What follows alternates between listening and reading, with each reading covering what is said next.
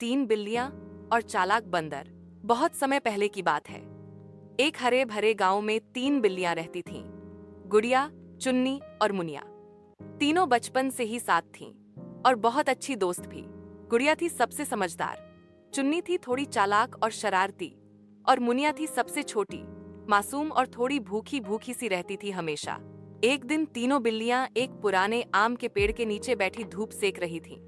तभी गुड़िया को झाड़ियों के पीछे कुछ चमकता हुआ दिखाई दिया। अरे, ये क्या है? गुड़िया ने झटपट जाकर देखा।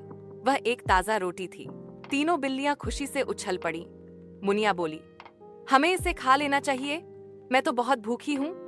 चुन्नी बोली, हाँ, पर सबसे बड़ा हिस्सा मुझे मिलेगा। गुड़िया ने कहा, नहीं नहीं, हम तीनों बराबर बराबर बांटेंगे। रोटी का बंटवारा। गुड़िया ने रोटी तोड़ी, एक हिस्सा बड़ा और दूसरा छोटा हो गया। ये तो गलत है, चुन्नी चिल्लाई। हाँ, मुझे छोटा टुकड़ा नहीं चाहिए। मुनिया ने नाक सिकोड़ ली। तीनों के बीच झगड़ा शुरू हो गया। म्याऊं म्याऊं की आवाज जंगल में गूंजने लगी। उसी समय एक पेड़ पर बैठा बंदर टोपीराम सब देख रहा था। टोपीराम बहुत चालाक और होशियार था। वह पेड़ से कूदा और बोला, अरे अरे बहनों, क्यों झगड़ रही हो? मैं हूं ना, मैं बहुत अच्छा न्याय करता हूँ। बिल्लियां थोड़ी झिझकी, पर फिर बोली, ठीक है, तुम बांट दो। टोपीराम ने दोनों टुकड़े उठाए, एक एक हाथ में। ओहो, ये तो बड़ा है, थोड़ा काट लेता हूँ बराबरी के लिए। उसने बड़े टुकड़े में से एक बड़ा निवाला ले लिया। अब दूसरा टुकड़ा बड़ा लगने लगा। ओहो, अब ये बड़ा है, और उसने उसमें से भी काट लिया।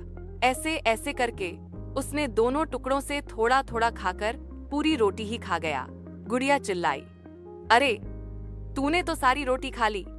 चुन्नी बोली, हमें तो एक कौर भी नहीं मिला।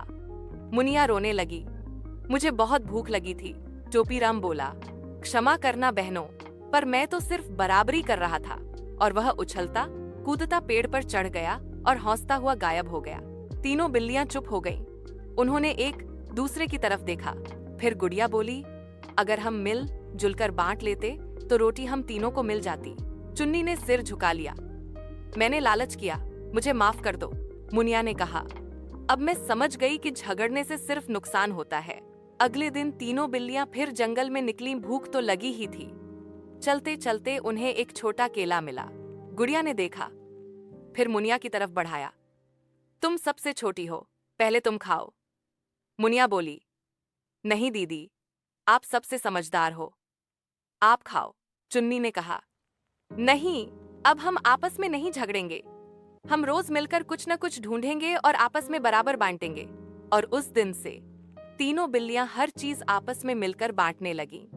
जंगल में सब उन्हें तीन सच्ची बहनें कहने लगे। कुछ दिन बाद बंदर टोपीराम फिर पेड़ से झोंक रहा था। उसने देखा तीनों बिल्लियां मिलकर एक बड़ी रोटी खा रही थीं, बिना झगड़े, बिना शोर के। टोपीराम हैरान रह गया, अब मेरी चालाकी नहीं चलेगी। उसने सिर खुजलाया। उस दिन से बंदर ने भी सोचा, अब मैं भी कुछ अच्छा ही करूंगा। नैतिक शिक्षा, झगड़ने से नुकसान होता है, मिल बांटकर खाने में ही सच्चा सुख है। लालच बुरी बला है।